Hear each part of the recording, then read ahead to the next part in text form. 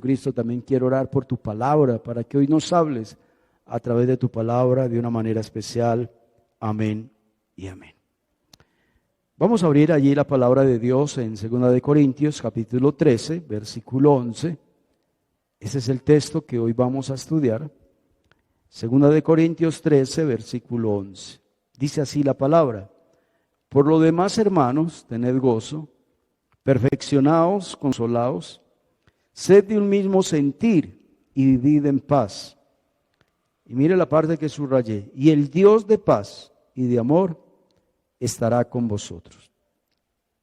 En pocas palabras, el texto está diciendo de que si queremos tener la paz de Dios, si queremos que Dios nos ame, debemos de cumplir con 5 cosas que hay ahí en ese versículo. ¿Cuáles son esas cosas? Tened gozo, perfeccionaos, consolaos, sed de un mismo sentir y vivir en paz. ¿Qué es paz? Paz, ahí la palabra paz es bendición, es la shalom, es esa shalom que Dios da. ¿Qué es shalom? Shalom es bendición, es prosperidad en todas las áreas. Pero también dice que la paz y el amor de Dios quiere decir que Dios, si queremos que Dios nos ame, debemos de hacer esas 5 cosas. ¿Quién no quiere tener la paz y quién no quiere tener el amor de Dios en sus vidas? Todos. Pero según el texto que acabamos de leer, hay condiciones para que eso se pueda cumplir en nuestra vida. Vámonos con el primer punto, y está ahí en 2 de Corintios 13, 11. Por lo demás, hermanos, tened gozo. La palabra ahí clave es gozo. Hoy el gozo se pierde fácilmente. Hoy hay muchos amargados, hoy hay muchos malhumorados, hoy hay muchos preocupados, hoy hay muchas personas que siempre tienen una actitud hostil, de pelea, de conflicto, de pleitos. Hoy hay una actitud siempre de enojo, de ira. Y la falta de gozo, hermanos, abunda, es decir, escasea el gozo en nuestras vidas, escasea el gozo aún en nuestras relaciones interpersonales. El gozo escasea aún en nuestra iglesia, en nuestros ministerios.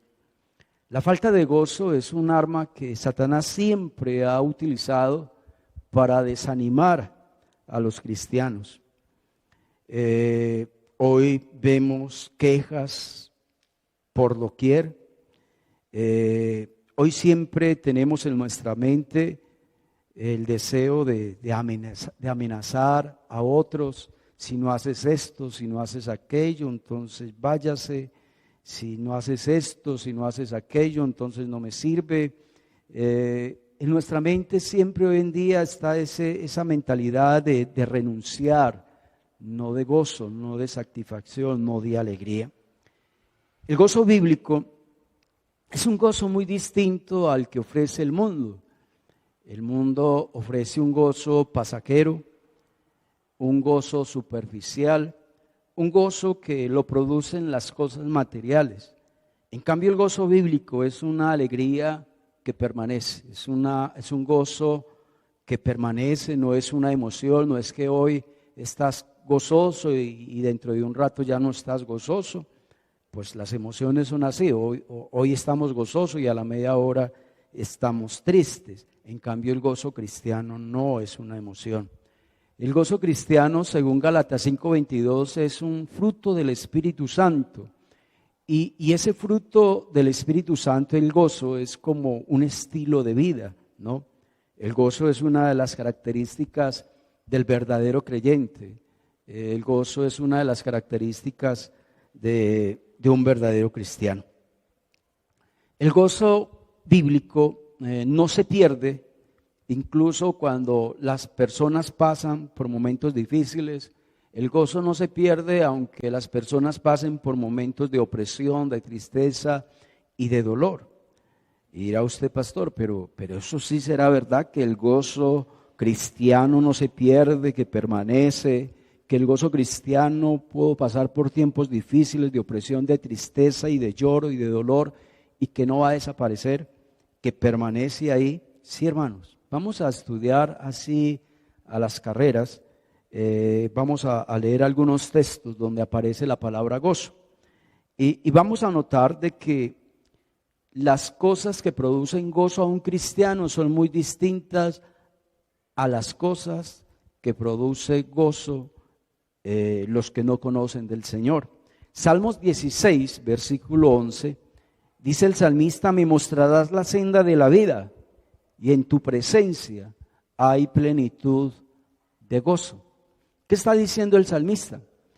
Que para él un gozo pleno es cuando él está ¿qué? En la presencia de Dios. Y yo sé que todos los que hemos sentido la presencia de Dios, los que tenemos la presencia de Dios en nuestra vida, yo creo que no hay gozo más grande, no hay gozo más sublime que uno sentir la presencia de Dios. Juan 16, 24 dice: hasta ahora nada habéis pedido en mi nombre, le dijo el Señor Jesús a sus apóstoles. Pedid y recibiréis, para que vuestro gozo sea cumplido. Ahí está la palabra gozo. Pero ¿qué es lo que produce gozo según el Señor Jesucristo? Cuando usted y yo pedimos algo y el Señor nos lo da. Cuando le pedimos algo al Señor y lo recibimos. Yo creo, hermanos, de que todos hemos experimentado esto en nuestra vida cristiana. Hemos experimentado cuando le hemos pedido algo con intensidad, con gran necesidad, y cuando lo recibimos, eso es un gozo, una alegría muy grande, ¿no? La semana pasada mi niña, pues mi hija mayor, Juleidi, ya va para prácticas, y a ella la llamaron de Sura para que ella hiciera las prácticas allá. Nos llenamos de gozo, de alegría, de saber de que Sura pues la llamó, le hicieron las entrevistas, y esperamos como 2-3 días. Ya creíamos que no la iban a llamar, cuando el jueves de la otra semana la llaman para decirle que ya va a hacer las prácticas allí, que al otro día tenía que hacerse los exámenes. Eso fue una alegría muy grande. ¿Por qué? Porque toda la semana tanto Carolina como mi esposa y yo estuvimos orando y clamando para que eso se diera. Entonces ahí en ese texto uno ve ahí que cuando uno pide algo y uno lo recibe, ahí hay gozo, ahí hay alegría. Tercera de Juan, capítulo 1, versículo 4, dice el apóstol Juan: no tengo yo mayor gozo que este, que oír que mis hijos andan en la verdad. Me llamó mucho la atención este texto porque habla la palabra, ahí hay una palabra, dice: no hay mayor gozo que este. Y yo creo que eso es una verdad. Yo creo que el apóstol Juan no estaba exagerando. Y yo creo que no hay mayor gozo para un cristiano que ver que su esposa, su esposo, sus hijos, que el vecino, que el tío, que el papá está buscando de Dios.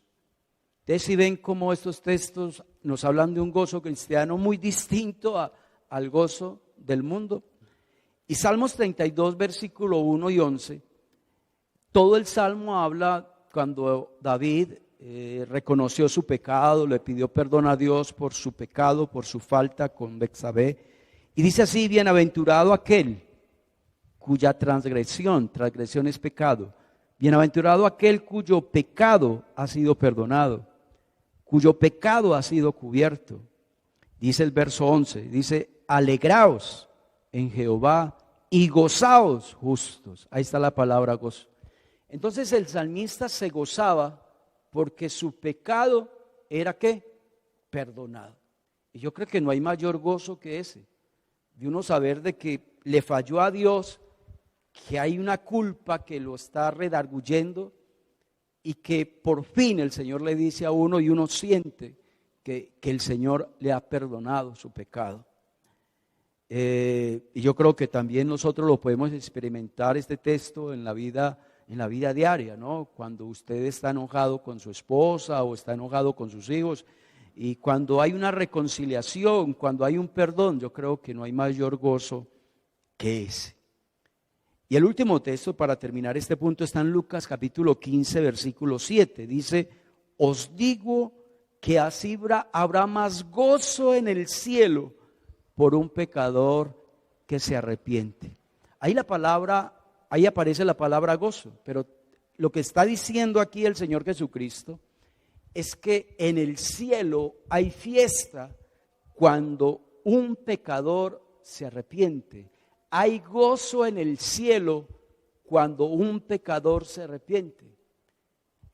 Yo creo que ese gozo es de los mayores gozos que hay. De ver de que su papá era un borracho, era un vicioso, era un mujeriego, y ahorita mi papá ya se convirtió al Señor, llegó a los pies de Cristo. No hay mayor gozo que este, ¿no? Entonces, lo primero que hay que hacer para nosotros tener la paz y el amor de Dios en nuestra vida, lo primero es gozo, tener gozo. Lo segundo es, en 2 Corintios 13, versículo 11, dice: perfeccionaos. La palabra ahí, perfección, en el original, no es la idea que usted y yo tenemos de una perfección, es decir, que nunca se equivocó, que perfecto, ¿no? Ese concepto de perfecto que usted y yo tenemos es muy distinto al concepto bíblico de perfección. Ahí la palabra perfección en griego es buscar ser completos. También significa crecer espiritualmente. También significa crecer espiritualmente. Por ejemplo, un cristiano que no crece es un cristiano que se va a quedar atrás. Un cristiano que no crece se va a apartar de los caminos de Dios. No va a llegar a ninguna parte. También la palabra ahí, perfección, significa madurar espiritualmente. Hoy en día hay cristianos muy inmaduros, hay cristianos que son niños, como lo dice Pablo, niños en Cristo, que tienen muchos años en el Evangelio, pero que de madurez espiritual no tienen nada. Ahí la palabra perfección también da la idea de uno hacerse un autoexamen y ver qué aspectos de nuestra vida no están bien. Y después de hacer ese autoexamen, hacer la tarea de madurar y de crecer en esa área en la cual no estamos bien. La palabra ahí, perfección, también significa reparar. Es decir, cuando algo está malo, se repara y sigue funcionando. Eso es lo que Dios quiere que usted y yo hagamos en nuestra vida cristiana. Que cada día nos hagamos un autoexamen, que miremos qué necesita reparar y la idea es repararlo, ¿sí? Esa es la idea de la perfección ahí. También la palabra perfección ahí significa restaurar, significa remendar. Me gustó esa definición, ¿no? Remendar. Tal vez nosotros en estos momentos no sabemos el significado de lo que es remendar, pero si vamos años más atrás, donde no existían las máquinas, donde solo existía la aguja y el hilo, y donde había una prenda de vestir donde estaba descosida y donde la persona remendaba, ya quedaba bien, ¿cierto? Eso es lo que Dios quiere, que en nosotros haya esa perfección, que significa remendar, enmendar. Muchos de nuestros conflictos y muchas de nuestras contiendas, a veces a nivel de hogar y también a nivel de iglesia, es por nuestra falta de madurez, es por nuestra falta de crecer, ¿sí? ¿Cuántas personas están casadas, 40 años de casados, pero siguen peleando por las mismas cosas? ¿Sí? Mi pregunta es, ¿esos 40 años les ha ayudado en algo para crecer, para madurar? Los corintios tenían muchas cosas que tenían que perfeccionar. Los corintios tenían muchas cosas en las cuales tenían que restaurar y reparar. Tal vez una de las iglesias con más pecado en el Nuevo Testamento era la iglesia de Corinto. Y vamos a mencionar algunos pecados de la iglesia de Corinto. Cuando uno lee la primera carta de Corintios y la segunda carta de Corintios, uno se da cuenta de que esta iglesia tenía problemas. Por ejemplo, en el capítulo 1 de Corintios, de Primera de Corintios, vemos a una iglesia con divisiones, ¿sí? ¿Se acuerdan de esta famosa frase? Yo soy de Pablo, yo soy de Apolo, yo soy de Cefas. Otros decían, yo soy de Cristo. También ahí en 1 Corintios capítulo 3, Pablo les dice a los de Corinto, no pude hablarlos como a espirituales, sino como a carnales, sino como a niños en Cristo. Es decir, que era una iglesia carnal, que pensaba igual que los del mundo. Cuando uno lee allí en 1 Corintios 5, tal vez es una de las manchas más feas ahí de 1 y 2 de Corintios, es que habían cristianos que practicaban el sexo ilícito. Sobre todo en 1 Corintios capítulo 5 vemos cómo un hombre tenía a la mujer de su padre. Oiga pues, es decir que tenía como mujer a su mamá, porque no lo especifica, o tenía como mujer a su madrastra. Imagínense ese problemita ahí en la iglesia. Y el que tenía este pecado era un cristiano, era un miembro de la iglesia de Corinto, ¿sí? También ahí en el capítulo 6 de 1 Corintios, Pablo habla una cosa que uno dice, pero Pablo, ¿cómo le habla eso a una iglesia cristiana? Y Pablo dice, el que se une con una ramera es un cuerpo con ella. Huid de la fornicación. Sí, habían miembros de la iglesia de Corinto que venían a la iglesia, cantaban, escuchaban la palabra de Dios, pero visitaban a las rameras. Entonces Pablo le dice, perfeccionen en eso, reparen eso, restauren en eso, crezcan en esa área, ¿sí? En 1 Corintios 6 también Pablo presenta otro problema, que habían hermanos que tenían conflictos y ahí mismo de una los demandaban con la ley. Pablo, allí en 1 Corintios 6, hace esta frase, cuando tienen algo contra otro, van a juicio delante de los injustos. ¿Cuántos hermanos son así? Que demandan a un miembro de la iglesia, lo demandan a la oficina de trabajo o lo demandan a la ley.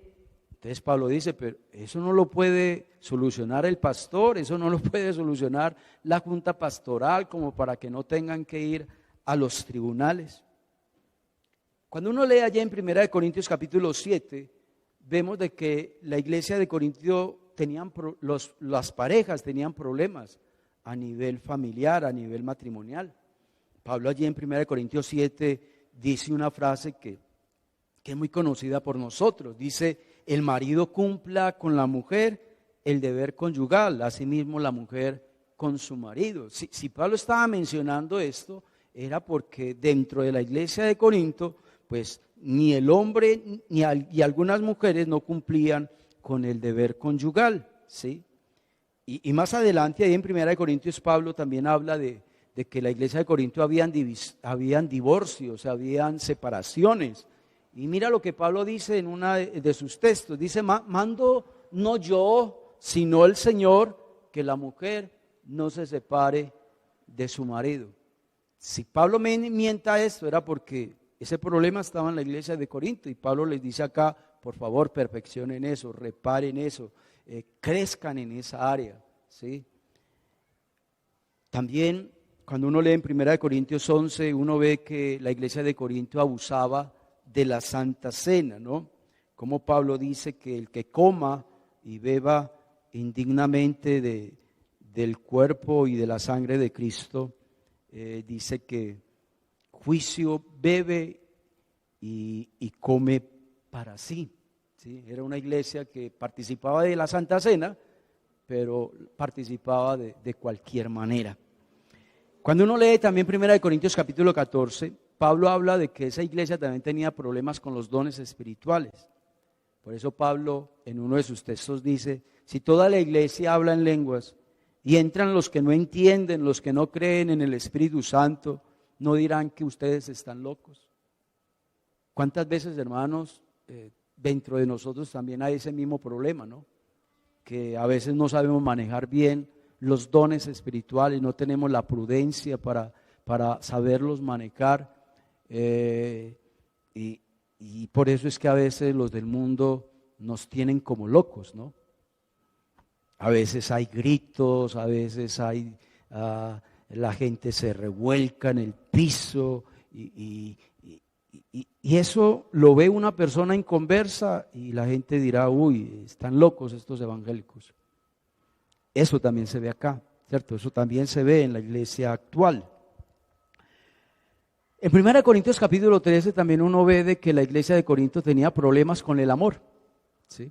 Por eso Pablo dice, ustedes pueden hablar lenguas angélicas, humanas, ustedes pueden tener profecías, ustedes pueden entender la Biblia de pasta a pasta, ustedes pueden tener la fe más grande que trasladen de un monte a otro solo con orar, pero si no tienen amor, nada son. Pablo también dice, ustedes pueden repartir todos los bienes que ustedes tienen y darlo a los pobres.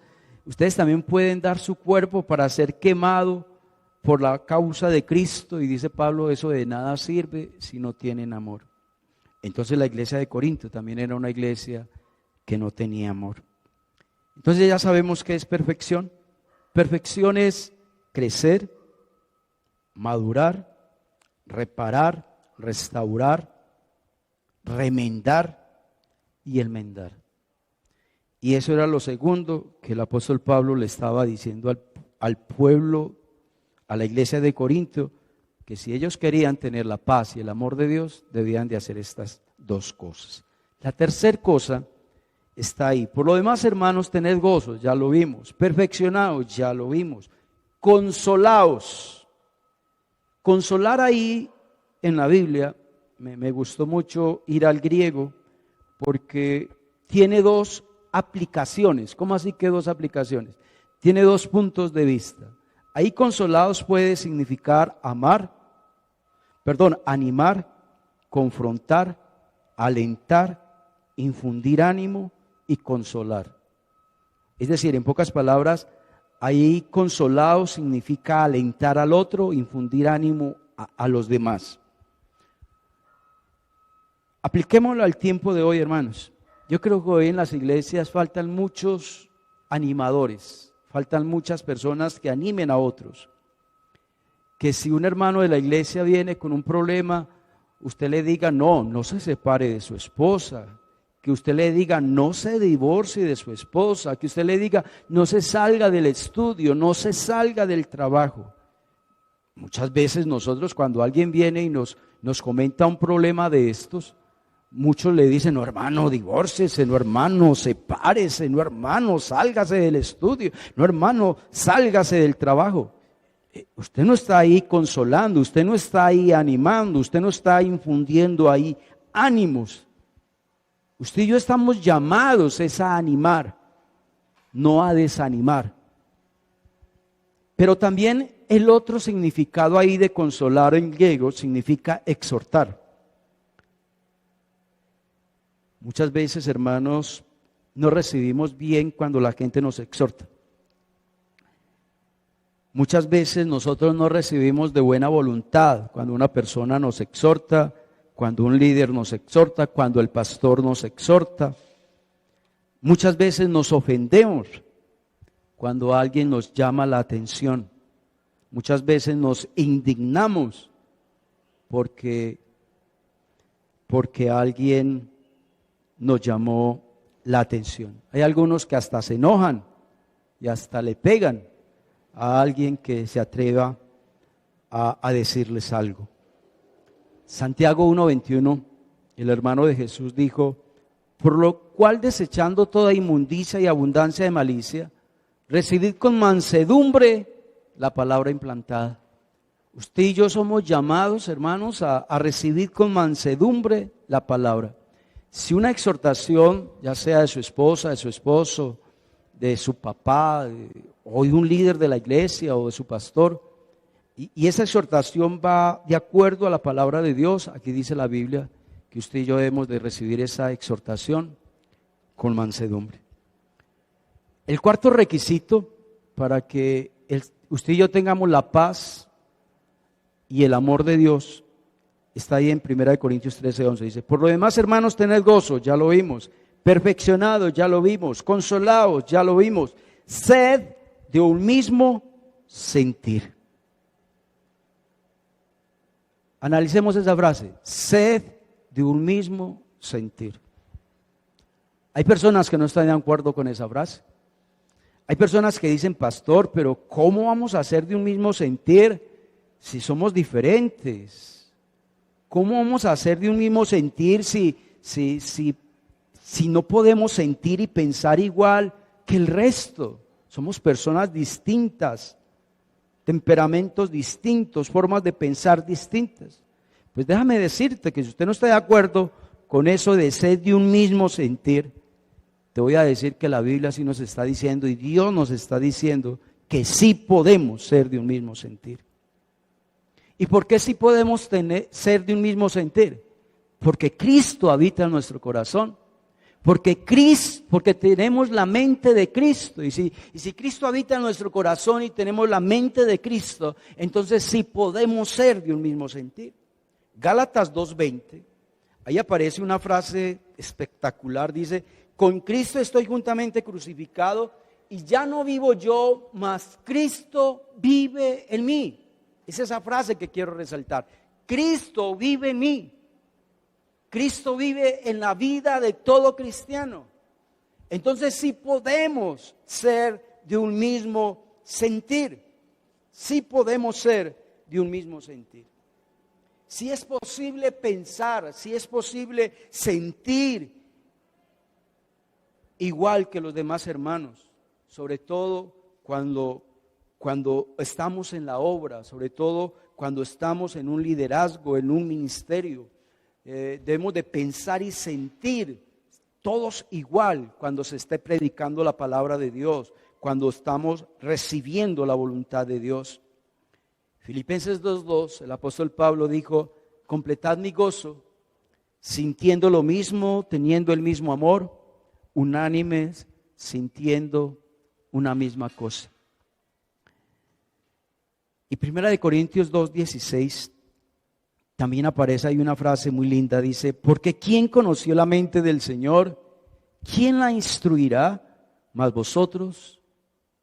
Mas nosotros tenemos ¿qué? La mente de Cristo.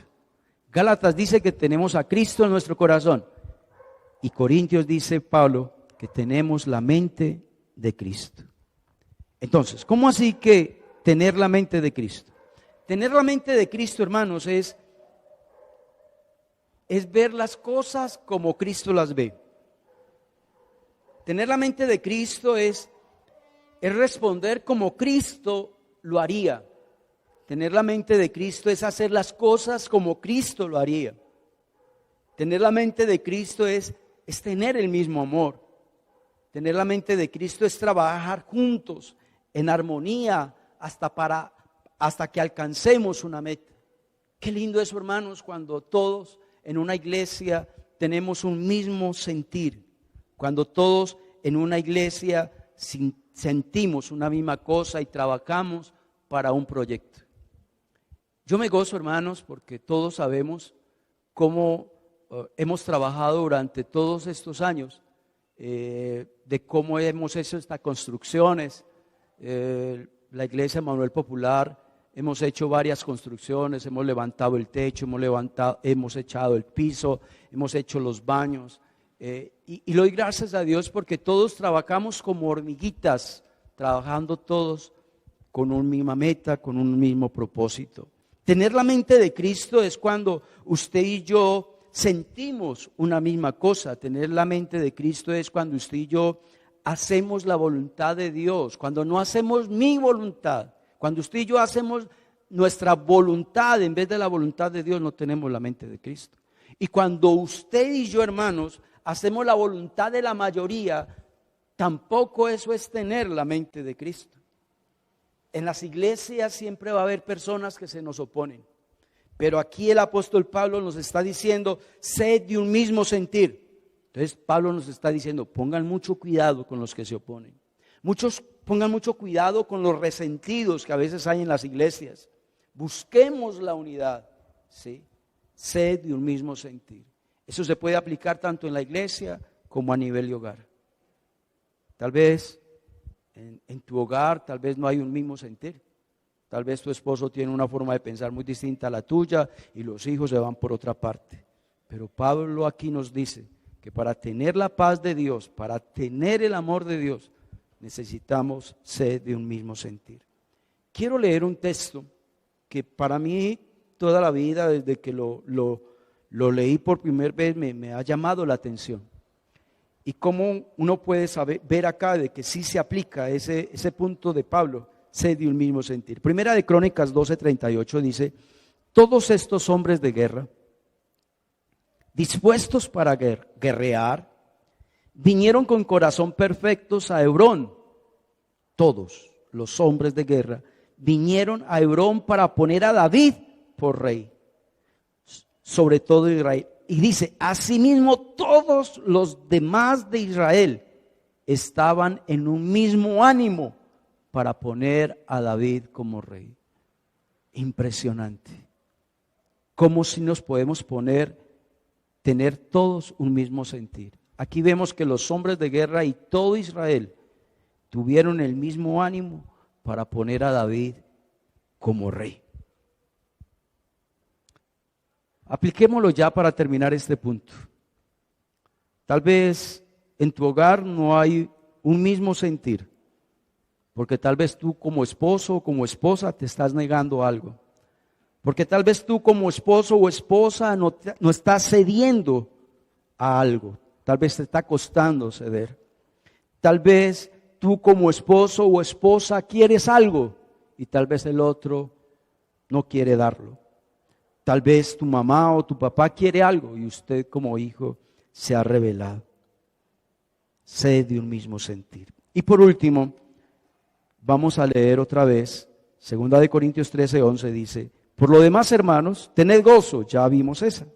Perfeccionados, ya vimos eso. Consolados, ya vimos también que debemos de hacer esa parte. El cuarto es sed de un mismo sentir. Y quinto, vivid en paz. En la iglesia de Corinto habían vivido muchas peleas. Por eso el apóstol Pablo les dice, la paz es muy importante. La paz debe de ser una forma de vida. Y Pablo aquí nos manda a decir que la paz es muy importante tanto en la iglesia como a nivel de hogar. Pero a veces en las iglesias y a veces en los hogares hay personas que causan muchos problemas. Hay personas que fomentan la pelea. A toda hora es conflictos por allí, conflictos por allá. Romanos 12:18 dice Pablo, si es posible, en cuanto dependa de vosotros, estad en paz con todos los hombres. Aquí la palabra de Dios nos está diciendo de que la meta de todo cristiano es estar en paz con todos los hombres. Y hay que resaltar esa palabra, todos los hombres. Porque muchas veces nosotros creemos o nos damos esa autoridad de que con unos sí puedo tener paz, pero que con otros no. Aquí la Biblia dice con todos los hombres. Y también Pablo nos está diciendo al final si es posible, es decir, hagan todo lo posible por vivir en paz, esfuércense por lograr la unidad, busquen cualquier oportunidad para que haya paz, para que haya reconciliación. Hay personas que dicen, no pastor, pero yo estoy esperando es que esa persona que me ofendió venga y me pida perdón. No, si la otra persona no ha tomado esa iniciativa, qué bueno que usted la haga. Eso es lo que está diciendo Pablo acá, si es posible, haga todo lo posible, esfuércese para que pueda reconciliarse con aquella persona. Romanos 14:19 es un texto muy lindo. Dice, así que sigamos lo que contribuye a la paz. Mire pues, Pablo está diciendo, hagamos todo lo que sea que contribuya a la paz. Y mire lo que dice al final, y a la mutua edificación. ¿Qué significa eso? Ese versículo. Ese versículo significa que si no hay paz, es imposible que haya edificación. Si no hay paz en una iglesia, seguro que esa iglesia no va a haber edificación, no va a haber bendición. Si en una casa no hay, si en un hogar no hay paz, en esa casa no va a haber edificación, en esa casa no va a haber bendición. Quiero terminar este estudio. Me encontré esta oración de San Francisco de Asís. Yo creo que muchos conocemos a este hombre, Francisco de Asís. Y este hombre hizo una oración que quedó registrada en la historia. ¿Qué tal si John me coloca esta oración? Dice así: Señor, haz de mí un instrumento de paz, que donde haya odio, yo ponga amor, que donde haya ofensa, yo ponga el perdón, que donde haya discordia, yo ponga la unión, que donde haya el error, yo ponga la verdad, que donde haya duda, yo ponga la fe, que donde haya desesperación, yo ponga la esperanza, y que donde haya tinieblas, yo ponga la luz, y que donde haya tristeza, yo ponga la alegría. Qué linda oración, y ojalá que usted y yo también podamos tener esa misma actitud. Vamos a orar. Dios Todopoderoso, queremos orar, oh Dios, por la palabra que se ha predicado, que se ha enseñado, Dios, en esta mañana, en este ayuno, Señor. Oramos, Señor, para que al leer ya este texto, Dios, podamos entenderlo con más claridad. Y Dios, lo que más anhelamos, lo que más queremos, es que la paz, la bendición de Dios, lo que más anhelamos es que Dios nos ame. Pero para que eso pase, debemos de hacer estas 5 cosas, Señor, que debemos de hacer. En nosotros debe de haber gozo, debemos de crecer espiritualmente, debemos de consolarnos, debemos de ser de un mismo sentir y debemos de vivir en paz. Dios, muchas gracias. En el nombre de Jesús, amén y amén. Hermanos, Dios los bendiga. Que estén bien.